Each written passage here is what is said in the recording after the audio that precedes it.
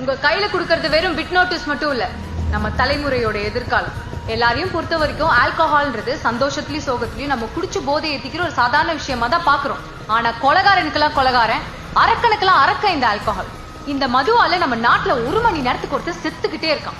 சராசரி வருஷத்துக்கு 2,60,000 பேர். ஒருத்தர் 2 பேர் இல்ல சார், 2,60,000 பேர் செத்துக்கிட்டே இருக்கான். 20 வருஷத்துக்கு முன்னாடி நம்ம நாட்டுல ஃபர்டிலிட்டி சென்டருடைய எண்ணிக்கையை ஈஸியா வரல் விட்டு எண்ணிடலாம். அதாவது குழந்தை இல்லாதவர்களுக்கு கருவை உருவாக்கும் மையம். ஆனா இன்னைக்கு நம்ம நாட்டுல ஆயிரக்கணக்கான ஃபர்டிலிட்டி சென்டர்ஸ் உருவாயிருக்கு. அப்படின்னா என்ன அர்த்தம்? நாளுக்கு நாள் நம்ம நாட்டுல ஆண்மை இல்லாதவங்க அதிகமாயிட்டே இருக்காங்கன்னு அர்த்தம்.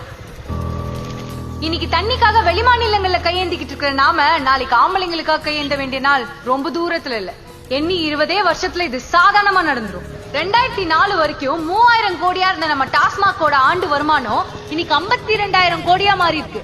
அதாவது குடிக்கிறவனோட எண்ணிக்கை 18 மடங்கு அதிகமா இருக்கு. 1000 பேர் குடிச்சிட்டு இருந்த ஊர்ல இன்னைக்கு 18,000 பேர் குடிக்கிறான். அப்பெல்லாம் குடிக்கிறவனை கேவலமா பார்த்தான், இன்னைக்கு குடிக்கலனா கேவலமா பாக்குறான். 2019 நவம்பர் 27 ஹைதராபாத்ல பிரியங்கான்ற ஒரு பொண்ண 4 பேர் கருப்பழிச்சு எரிச்சு கொண்டாங்க. அடுத்த வாரம் என்னமோ போலீஸ் அவங்களை என்கவுண்டர்ல சுட்டு கொண்டாங்க.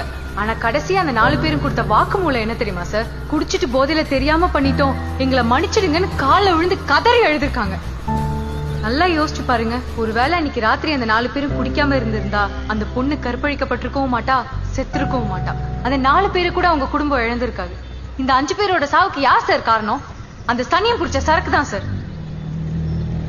இந்த சம்பவம் மட்டும் இல்ல, நாட்டுல நடக்கிற கொலை, கற்பழிப்பு, வழிப்பறி, பாலியல் வன்கொடுமைன்னு 80% குற்றமும் இங்க போதையில தான் நடக்குது. இங்க குற்றங்களை குறைக்கிறதுக்காக காவல் நிலையங்களையோ காவலர்களையோ அதிகரிக்கணும்னு அவசியம் இல்ல சார்.